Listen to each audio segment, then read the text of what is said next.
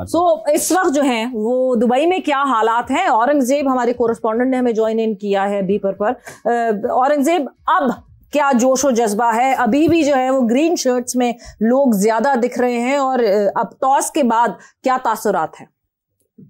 जी बिल्कुल, Dubai cricket stadium के बाद अब भी जो है, चूंकि यहाँ पे जो है वो कुछ किसी वीआईपी की मूवमेंट थी, तो उससे देर पहले ही यहाँ पे ट्रैफिक को रोक दिया गया था, जिसकी वजह से शायकीन अब तक मैदान में नहीं पहुंच सके। लेकिन ग्राउंड के बाहर हम देख सकते हैं कि बहुत लंबी कतारें लगी हुई हैं, और शायकीन जो है वो बिल्कुल ग्राउंड की तरफ रुख कर रहे हैं। सूर्य कुमार यादव ने टॉस जीतने पहले पाकिस्तान को बैटिंग की दावत दी, और जैसे मुतवक्किल था 2 तब्दीलियां वो पाकिस्तान में की गई हैं। अब मैं जहाँ देख सकता हूँ कि तो गेट से जो पहले बंद कर दिए, गेट में शायद किसी वीआईपी की मूवमेंट थी, तो अब वो गेट पूरी तरह से ओपन कर दिए गए हैं, और शायकीन जो है वो अब ग्राउंड की तरफ आना शुरू हो गए। ठीक है, तो पिच के बारे में मालूमात मिली हैं पहुंची हो कि कहाँ कल वाला पिच है, कौन सा पिच है, इस बारे में अगर कुछ मालूमात मिली हो आपको औरंगजेब साहब? नहीं, कल वाला पिच नहीं है, ये वही पिच है जिसपे पाकिस्तान और इंडिया का पहले मुकाबला खेला गया था। उसी पिच को वापस प्रिपेयर किया गया था, और कल जैसे आपने देखा कि श्रीलंका ने जिस तरह चेज किया था, तो मुझे लगता है कि पहले बैटिंग पाकिस्तान की तरफ से पहले बैटिंग की जा रही है। तो अब देखना यही है कि कितना स्कोर पाकिस्तान बहुत ज्यादा है, क्योंकि जो दुबई क्रिकेट स्टेडियम की हिस्ट्री रही है उसमें तो यही लगा है कि इसमें चेजिंग जो है वो थोड़ा सा बेहतर हो जाती है, थोड़ा आसान होती है। बहुत बहुत शुक्रिया आपका औरंगजेब साहब। एक चीज औरंगजेब साहब, जहां सूर्य कुमार यादव ने कहा कि कल जब हम प्रैक्टिस कर रहे थे तो ड्यू का इम्पैक्ट हमें फील हुआ था, एक मेजर रीजन ये है हमारी पहले बॉलिंग चुनना। अभी तो ऑब्वियसली अभी जैसे जैसे शाम ढलेगी फिर ज्यादा इम्पैक्ट आपको फील होगा। कल क्या कोई इम्पैक्ट ऐसा फील हुआ था, या सूर्य कुमार यादव को खुद ही फील हो गया? देखिए फिर पिछले 3-4 मैचेस में अगर देखें तो जो ड्यू का इम्पैक्ट होता है ना, वो आखिर में जाके आखिरी 3 या 4 ओवर में आता है। कल जब बांग्लादेश यहाँ पे बॉलिंग कर रहा था तो बिल्कुल भी ड्यू का इम्पैक्ट यहाँ पे नहीं था, लेकिन उससे पहले जो 1-2 मैचेस हुए हैं उनमें जो इम्पैक्ट पड़ा है तो वो आखिर में जाके आखिर 3 या 4 ओवर में होता है। तो मुझे नहीं लगता कि जो ड्यू का फैक्टर है वो ज्यादा आज कोई इतना इम्पैक्ट डालेगा। ठीक है जी, बहुत बहुत शुक्रिया औरंगजेब साहब।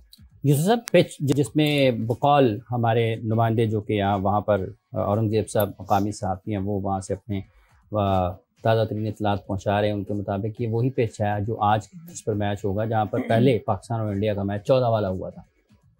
आपको लगता है कि ये हमने करवाया या उन्होंने करवाया? आप बताएं, आपसे भी क्वेश्चन हो सकता है ना। हाँ। तीनों बताएं। हाँ। किसने करवाया? बताएं इरम, तीनों बता दें। इरम बताएं। ACC की कमेटी, टूर्नामेंट कमेटी है ना? टूर्नामेंट कमेटी है, tournament committee, Asian cricket council की टूर्नामेंट कमेटी है।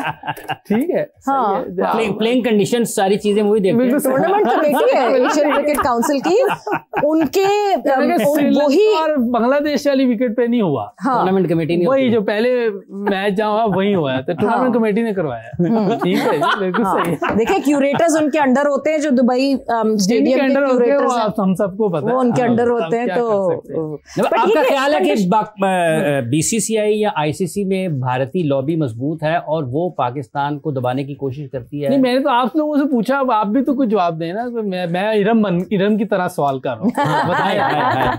बताएं जी, अब आप बताएं। बताएं से मैं तो इरम हूँ, वो इरम बन गए, बाप रह गए। आप बताएं।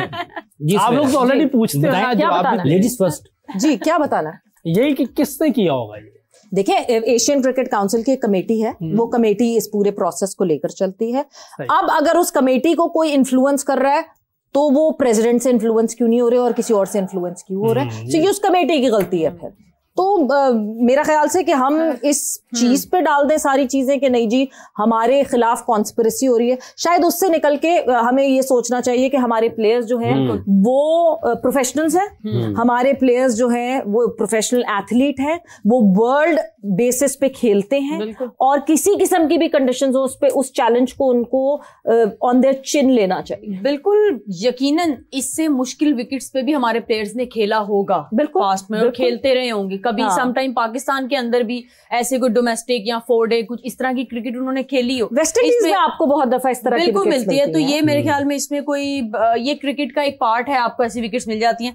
लेकिन आज हमारे बैटर्स ने दिमाग से, यूसुफ साहब का ये मानना है कि ये हर मर्तबा पाकिस्तान को क्यों मिलती है, असल मुद्दा ये है। आपका क्या मानना है? दोनों नहीं, आपका क्या मानना है? तो मेरा तो ये आप इधर उधर ना फेंके ना बॉल, आप भी जरा जवाब दें। मेरा मानना तो सारे पाकिस्तान को पता है, वो हिंद सिंध में लोगों को पता है, मैं क्या मानता हूँ, वो तो बात ही कोई नहीं करता पाकिस्तान में। उसके लिए तो वैसे ही लोगों की जुबानें बंद हो जाती हैं। मैं तो 7200 मरतबा कह चुका हूं, हम तो नरेंद्र मोदी को पकड़े उसकी वजह से होता है सारा कुछ। मतलब इतना बड़ा मुल्क छोड़ के वो एक पिच को देख रहे हैं, मतलब हाफिज वाह इतना बड़ा मुल्क छोड़ के करोड़ों का मुल्क छोड़ के जैशा कौन और वो एक पिच देख रहे हैं।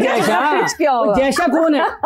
जैशा है कौन ना, लोगों को बताएं कौन है जैशा, और जैशा का वालिद किसके साथ बैठा होता है, और ये किसने करवाया कि चैंपियंस ट्रॉफी में पाकिस्तान ने बीसीसीआई का बहुत अच्छा एडमिनिस्ट्रेटर था जैशा। वैसे वो तो रहे बीसीसीआई जिस तरह जो है आप कहें बीसीसीआई को स्ट्रांग बनाने में बहुत बड़ा हाथ है, तो फिर यूसुफ साहब को कह दें कि वो गलत कह रहे हैं।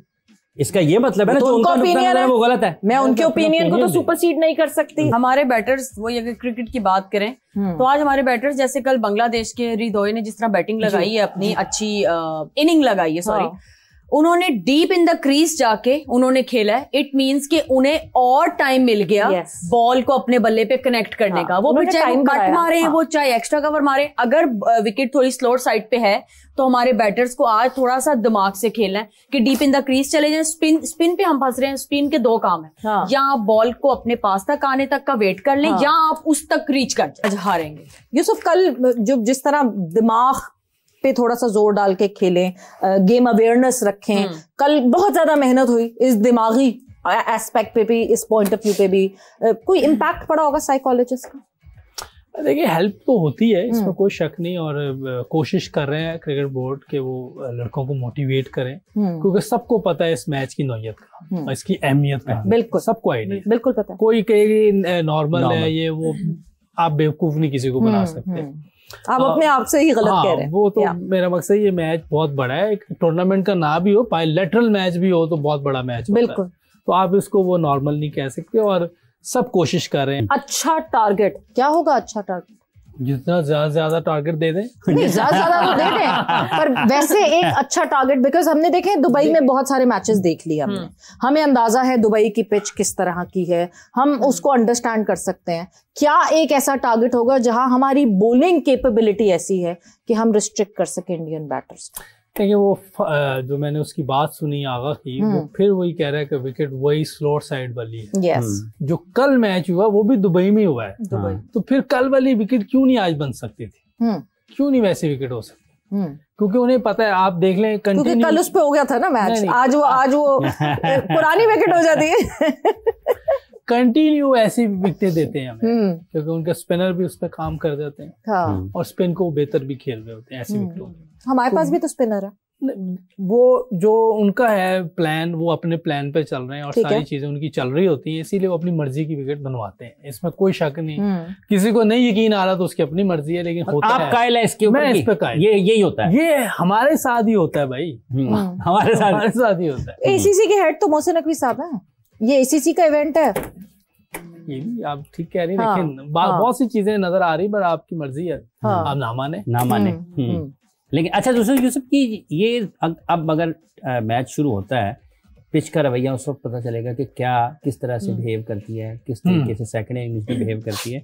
लेकिन पाकिस्तान पर दबाव हो सकता है किसी भी किस्म का इन हालात में, कि जब आप भी ये चाह रहे थे कि आप बैटिंग करें सेकंड टाइम, तो अब चूंकि प्लान उनका पहला हटा और वो दूसरी तरफ आए पहले बैटिंग करने के लिए।